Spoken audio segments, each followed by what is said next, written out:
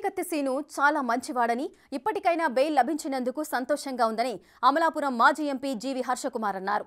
జగన్మోహన్ రెడ్డి కారణంగా అన్యాయంగా 5 ఏళ్ల పాటు శ్రీను జైల్లో మగ్గిపోయాడని ఆవేదన వ్యక్తం చేశారు. భవిష్యత్తులో అతను ఏ సాయం కోరినా చేసేందుకు సిద్ధంగా ఉన్నానని ప్రకటించారు. ఈ సందర్భంగా ఆయనతో మా తూర్పుగోదావరి జిల్లా ప్రతినిధి రాజేష్ ఫేస్ టు ఫేస్. కోడికత్తి సీనుకు ఎట్టకేలకు బెయిల్ రావడంతో అన్ని వర్గాలు హర్షం వ్యక్తం చేస్తున్నాయి. ప్రస్తుతం మనతో ఈ కేసు సంబంధించి మొదటి నుంచి ఆ కోడికత్తి సీను కుటుంబానికి వెన్నంటి ఉన్న సీనియర్ రాజకీయ నాయకులు జీవి హర్షకుమార్ మనతో ఉన్నారు. ఆయన అడిగి మరిన్ని తెలుసుకునే ప్రయత్నం చేద్దాం. సార్ చెప్పండి, కోడికత్తి సీనుకి బెయిల్ రావడం పట్ల మీరు ఎలా చూస్తున్నారు? అందరికీ సంతోషం అంటున్నారు, తప్పండి. జగన్మోహన్ రెడ్డి గారికి సంతోషం కాదు. ఎందుకనంటే ఒక చిన్న గీత 307 కూడా పెట్టడానికి ఆస్కారం లేని పరిస్థితి. అటువంటిది రాష్ట్రంలో పెద్ద సంచలనం కింద అయింది. ఆయన ట్రీట్మెంట్ కూడా తీసుకోలేదు. జరిగిన చోట హైదరాబాద్ వెళ్ళి ట్రీట్మెంట్ తీసుకున్నాడు. అయినా కానీ 307 పెట్టారు. గ్రీవియస్ ఇంజరీస్ ఉంటేనే 307 పెట్టాలి. అవి లేకుండానే అతని మీద పెట్టారు. పెట్టినా ఒకవేళ శిక్ష పడినా 3 ఏళ్ళు బయటకు వచ్చేసాను. కానీ అతను జగన్ అభిమానాన్ని జగన్కి తెలుసు. అతను ఇంటెలిజెన్సీ వర్గాలు అతను ఎందువల్లంటే లంక ఆఫ్ టానే లంక వాళ్ళ కుటుంబం ఉంటున్నది. ముమ్మడివరం నియోజకవర్గం, నా నియోజకవర్గం. అక్కడ వాళ్ళ కుటుంబ నేపథ్యంలో వాళ్ళు ఏ పార్టీకి ఉంటున్నారో వాళ్ళ పార్టీకి కూడా స్పష్టంగా తెలుసు. వాళ్ళ పార్టీకి కూడా స్పష్టంగా తెలుసు. అటువంటి పరిస్థితుల్లో వాళ్ళు సిబిఐ వాళ్ళ ఇంటెలిజెన్స్ వ్యవస్థ కూడా ఇతను మన పార్టీ వాడే మనకు గెలుపు కోసం ట్రై చేసాడని చెప్పినా కానీ ఇక్కడ పోలీసు వ్యవస్థ మీద నమ్మకం లేదు. కేంద్ర దర్యాప్తు సంస్థలతో దర్యాప్తు జరపాలి అని జాప్యం చేయడం కారణం ఏంటంటారు? అదే ఇప్పుడు అసలు మిస్టరీ అదేనండి. ఒక్కసారి శ్రీనిలో నేను బయటకు వస్తే అని ఒక మాట తూలాడు ఒక చోట, మరి ఎందుకో తెలీదు. మరి అతను బయటకు వస్తే ఏమన్నా నిగూఢ రహస్యాలు ఏమన్నా బయటకు వస్తాయేమో కూడా తెలీదు. మరి అతను రావాలని కోరుకుంటున్నాం. ఇది అందరికీ నిజంగా దళితులకి చాలా గొప్ప సంతోషం. అతని తరపున చాలామంది పోటీ చేశారు, ఆ పోరాటం చేశారు. నేను కూడా ఒకడిని, వాళ్ళ కుటుంబాన్ని ఆదుకున్నాను. అతనికి జైల్లో మౌలికంగా చాలా నైతిక మద్దతు ఇచ్చాను నేను. కానీ పాపం వస్తాడని అనుకున్నాను, రాలేదు. 5 సంవత్సరాలు అయిపోయింది. ఎట్టకేలకు ఆ లాయర్, ఆయన పేరు ఎవరో ముస్లిం, ఆయన సలీం, ఆయన హ్యాట్స్ ఆఫ్. అలాగే ఈ పింకీ, ఐ మీన్ సమతా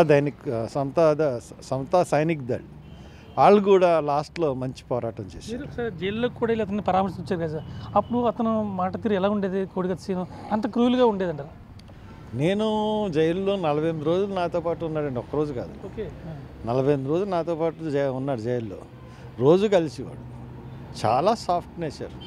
అసలు అతని మీద క్రిమినల్ మెంటాలిటీ అన్నీ ఉండడం కానీ, ఏదో పాపులర్ అవుతాను, జగనన్నకి న్యాయం జరుగుతుంది నా చర్య వల్ల, నన్ను జగనన్న బాగా దగ్గర తీసుకుంటాడు అన్న ఒక ఉద్దేశం తప్పితే అతనికి వేరే ఉద్దేశం లేదు.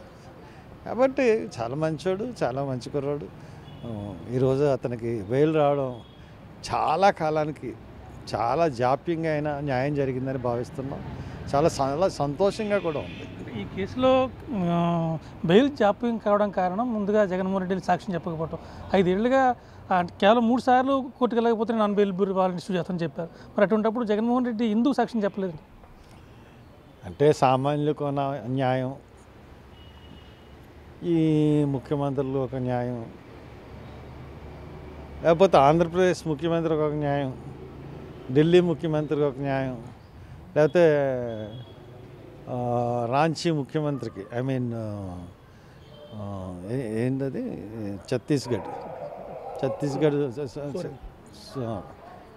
కాదండి, ఇంకో ఆ ముఖ్యమంత్రికి ఒక న్యాయం. అందరూ ఈడీ కేసులే, ఒక్కొక్కరికి ఒక న్యాయం జరుగుతూ ఉంది. కాబట్టి ఆయన జైలుకి ముద్దాయి కింద వెళ్ళకపోయినా కోర్టులు ఒప్పుకుంటాయి. ఆయన సాక్షి కింద రాకపోయినా కోర్టులు ఒప్పుకుంటాయి. మరి ఎందువల్ల కోర్టులు అంత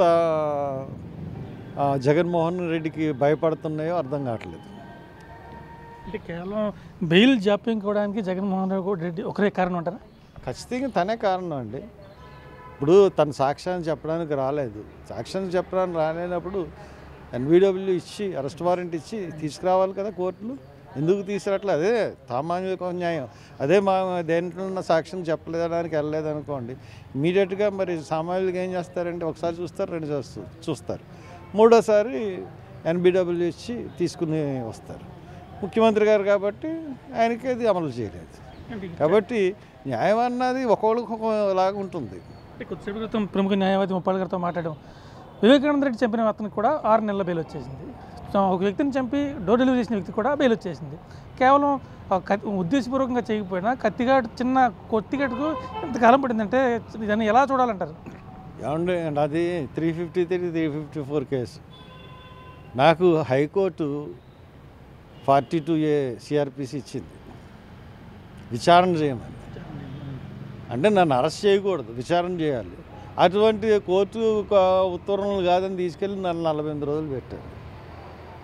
పోలీసు వ్యవస్థ ఎలా ఉందంటే అంత దారుణంగా ఉంది.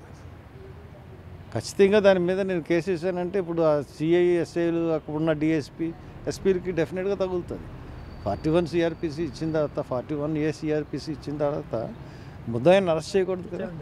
హైకోర్టు నాకు అదే ఇచ్చింది, అరెస్ట్ చేయకూడదని. కానీ నన్ను అరెస్ట్ చేశారు. పోనీ కేసు ఏంటంటే 353, 354. బెయిల్ ఎంతసేపులో రావాలండి? 1 రోజులలోపు బెయిల్ రావాలి. అటువంటిది 48 రోజులు ఉంచారు. అంటే కక్షపూరితంగా వ్యవహారం చేయాలంటే జగన్మోహన్ రెడ్డికి మించిన వ్యక్తి ఈ ప్రపంచంలో లేడు. కోడికత్తి సీన్ భవిష్యత్తు ఎలా ఉండబోతుందంటారు? మీరు ఏమవుతుంది? మంచి కుర్రాడు అండి, మంచి భవిష్యత్తు ఉంటుంది. అతను డిగ్రీ చదువుకున్నాడు. ఈ కేసు కూడా కంప్లీట్ తేలిపోతుంది. అట్టి ప్రాబ్లం ఏముండదు. అతనికి మంచి భవిష్యత్తు ఉంటుంది. అతనికి మీరు ఏ రకంగా సపోర్ట్ చేస్తారు? అతని కుటుంబాన్ని ఇప్పటిదాకా చాలాసార్లు వెళ్ళి ఆదుకున్నారు. భవిష్యత్తులో ఆయన ఏం చేయబోతారు? తను ఏమడిగితే చేస్తారు. మొత్తం మీద చూసుకుంటే హర్ష కుమార్ అయితే మాత్రం చాలా సంతోషంగా ఉన్నారు. ఇప్పుడు దాకా కుటుంబాన్ని నైతికంగా కావచ్చు, ఆర్థిక సహాయం కావచ్చు, న్యాయపరమైన సహాయం ఏమైనా కావాలితే నేరుగా అందించడం. అతనికి భవిష్యత్తులో మంచి భవిష్యత్తు ఉంటుంది. అతను ఏ రకమైన సహాయం కావాల్సిన మంచి కుర్రాడు, అతనికి ఏ రకమైన సహాయం కావాల్సి వచ్చినా చేయడానికి సిద్ధంగా ఉన్నానని చెప్పి హర్ష కుమార్ గారు చెప్పారు. రవిశంకర్తో రాజేష్, స్పీక్ టీవీ, రాజమహేంద్రవరం.